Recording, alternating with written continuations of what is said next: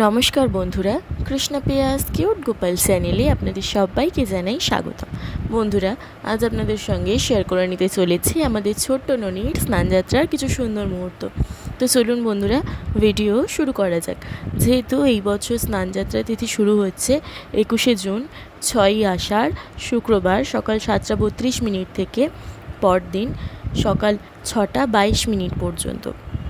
কিন্তু পরদিন 22শে জুন 7ই অগ্রহায়ণ শনিবার উদয়াতিথির কারণে পালিত হবে জগন্নাথ দেবের স্নানযাত্রা। এই দিন একাধারে পালিত হবে অম্বুবাচী। অম্বুবাচী প্রবৃত্তি শুরু 22শে জুন সকাল 7:54 এবং অম্বুবাচী নিবৃত্তি 25শে জুন অর্থাৎ 10ই আষাঢ় রাত 8:18। বন্ধুরা, আপনাদের স্নানযাত্রা সম্পর্কিত কিছু তথ্য জানিয়ে রাখি।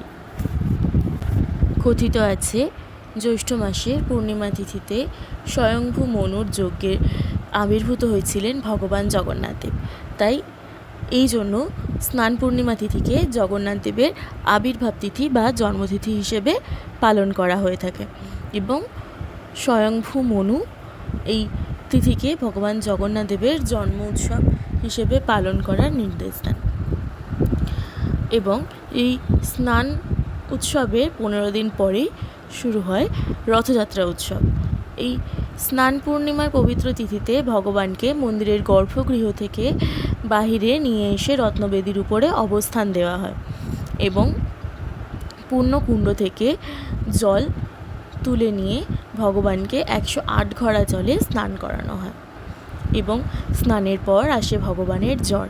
এই জ্বর অবস্থায় 15 দিন ভগবান থাকেন মন্দিরের একটি কক্ষে এবং সেখানে ভগবান সুসজ্জিত অবস্থায় থাকেন না। তাই তখন ভগবানের কাছে যে কোনো সাধারণ মানুষের প্রবেশ নিষিদ্ধ। এবং 15 দিন পর ভগবান সুস্থ হয়ে উঠলে ভগবান রথযাত্রার জন্য যান মাসির বাড়ি গুন্ডিচা মন্দির। ভগবানের এই জ্বর নিয়ে কথিত আছে, ভগবান রাজবৈদ্যর দেওয়া পাচন খেয়ে সুস্থ হয়ে ওঠেন এবং ভগবানের স্নানযাত্রার পরে ভগবান জগন্নাথ এবং ভগবান বলভদ্রকে দেওয়া হয় গজবেশ এবং সুভদ্রা রানীকে দেওয়া হয় পদ্মবেশ।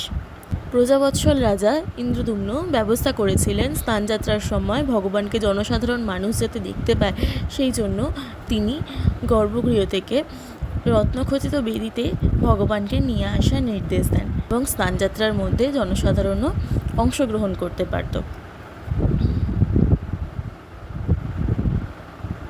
ভগবানের জ্বর সেরে যাওয়ার পর হয় নেত্র উৎসব বা নবযৌবন উৎসব। তখন ভগবান দেবকে নানান রঙের সুন্দর বেশভূষায় সজ্জিত করা হয় এবং ভগবান জনসাধারণের উদ্দেশ্যে দর্শন দেন। স্নান পূর্ণিমার সময় প্রথমে ভগবান জগন্নাথ, স্নান পূর্ণিমায় স্নানের আগে ভগবান জগন্নাথ, ভগবান বলভদ্র এবং সুভদ্রা মহারানীকে পুষ্পাঞ্জলি দিয়ে পুজো করা হয়। এটি করেন মন্দিরের সেবায়েতরা এবং 3 ভাই বোনকে নিয়ে যাওয়া হয় স্নানবেদিতে। সুন্দর পট্টবস্ত্র দিয়ে ঢেকে জগন্নাথ দেব, বলভদ্রদেব এবং সুভদ্রা রানীকে স্নান মঞ্চে চামর এবং তালপাতা পাখা দিয়ে বাতাস করা হয় এবং সেখানেই মঙ্গল আরতি, সূর্য আরাধনার পর 3 জনকে মহাস্নানের জন্য প্রস্তুত করা হয় এবং 108 ঘটি জল দ্বারা স্নান করানো হয়। আপনারা কেউ জানেন যে স্নান পূর্ণিমায় মহাস্নানের পর ভগবানকে কেন গজবেশ দেওয়া হয় বা ভগবান কেন গজবেশ ধারণ করেন? তো চলুন সেই সম্পর্কে কিছু জেনে নেওয়া যাক। নমস্তে পরমং ব্রহ্ম সর্বশক্তি নমো নিরাকারোপি সাকারো স্বেচ্ছারূপং নমো নমো।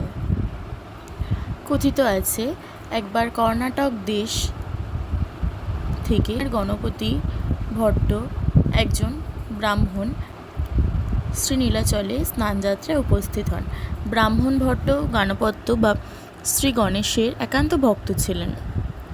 তিনি শ্রী জগন্নাথ দেবের স্নানাভিষেকের পর ভগবানকে দর্শন করতে চান, কিন্তু জগন্নাথ মূর্তিতে নিজের অভীষ্ট দেব শ্রী গণপতি দেবকে না পেয়ে গণপতি ভট্ট ব্রহ্ম নীলাচলে না এরূপ মন্তব্য করে বসেন।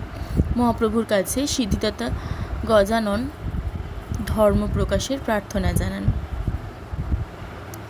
ভক্তবৎসল শ্রী জগন্নাথ দেব গণপতি ভট্টের ঐকান্তিক বিশ্বাসে মনে মনে ভাবেন যে তিনি গণসারে আত্মপ্রকাশ করবেন। ভট্টের ঈশ্বর অনুসারে মহা উৎসবের পর শ্রী শ্রী জগন্নাথ দেব প্রতিশ্রুতিবদ্ধ হন। ভক্তের মনোবাঞ্ছা তিনি পূর্ণ করেন, তাই তার উল্টো নাম বৎসল বাঞ্ছাকল্পতরু। তার কাছে শুদ্ধ মনে ভক্তির সাথে কিছু চাওয়া হলে তিনি অবশ্যই তা পূর্ণ করেন। গণপতি ভট্ট ভগবানের গণবেশ দেখে ধন্য ধন্য করেন এবং তারপর থেকে প্রতি বছর স্নানযাত্রার পরে শ্রী জগন্নাথ দেব শ্রী বলরাম দেবকে বেদিতে স্নান করানোর পর গণেশ বেশ এবং সুভদ্রা দেবীর পদ্মবেশ ধারণ করানো হয় বা তারা ধারণ করেন। মহারাজ ইন্দ্রদ্যুম্নের প্রতি শ্রী জগন্নাথ দেবের এই আদেশও ছিল যে স্নানযাত্রার পরবর্তী পঞ্চদশকাল ভগবানকে অঙ্গরাগবিহীন বিরূপ অবস্থায় কেউ দর্শন করবেন না এবং এই পঞ্চদশকাল বা 15 দিন শ্রীমন্দিরের দরজা বন্ধ থাকে এবং এই সময়কে বলা হয় অনবসরকাল বা অনসরকাল। ভগবান জগন্নাথ দেবকে রত্নবেদী বা স্নানবেদিতে এনে স্নান করানোর আগে ভগবানকে আরতি প্রদান এবং পুষ্পাঞ্জলি প্রদান করা হয়ে থাকে। সমস্ত আচার অনুষ্ঠান এবং নিয়ম পালনের পর ভগবানকে স্নান করানো হয় এবং ভগবানকে স্নান করানোর 108 ঘড়া জল আসে মন্দিরের ভিতরকার একটি কুণ্ড থেকে। মনে করা হয়ে থাকে এই কুণ্ডের অধিষ্ঠাত্রী দেবী বা এই কুণ্ডকে পাহারা প্রদানকারী দেবী হচ্ছেন মা শীতলা এবং এই কুণ্ড সারা বছর বন্ধ থাকে। স্নানযাত্রার দিন এই কুণ্ড খোলা হয় ভগবানের স্নানের উদ্দেশ্যে 108 ঘড়া জলের আয়োজন করার জন্য। ভগবানকে শুধু জল দিয়ে নয়, পঞ্চামৃত স্নান, ফলের রস, সহস্রধারা স্নান, বিভিন্ন ধরনের স্নান দেওয়া হয়ে থাকে এই দিন। পুরীর জগন্নাথ মন্দিরের স্নানযাত্রা ছাড়াও মায়াপুরে জগন্নাথ দেবের স্নানযাত্রা, মাহেশে ভগবান জগন্নাথ দেবের স্নানযাত্রা, মহিষাদলে ভগবান জগন্নাথ দেবের স্নানযাত্রা এবং বহু স্থানে ভগবান জগন্নাথ দেবের স্নানযাত্রা এই দিন পালন করা হয়ে থাকে। মনে করা হয় আষাঢ় মাসকে স্বাগত জানাতে আষাঢ়ের বাড়িধারার সঙ্গে সঙ্গে ভগবানও মেতে ওঠেন স্নানযাত্রার মহোৎসবে এবং তিনি এই স্নানযাত্রার মধ্যে দিয়েই আষাঢ়স্য মাসকে জানান স্বাগত। আমি আমার স্নানযাত্রা পালন করেছি খুবই সামান্য আয়োজনের মধ্যে দিয়ে এবং সেই সামান্য আয়োজনের মধ্যে আমি রেখেছিলাম 8 রকমের জল এবং সেই 8 রকমের জল কী কী সেটা আমি আপনাদের সঙ্গে শেয়ার করে নিচ্ছি।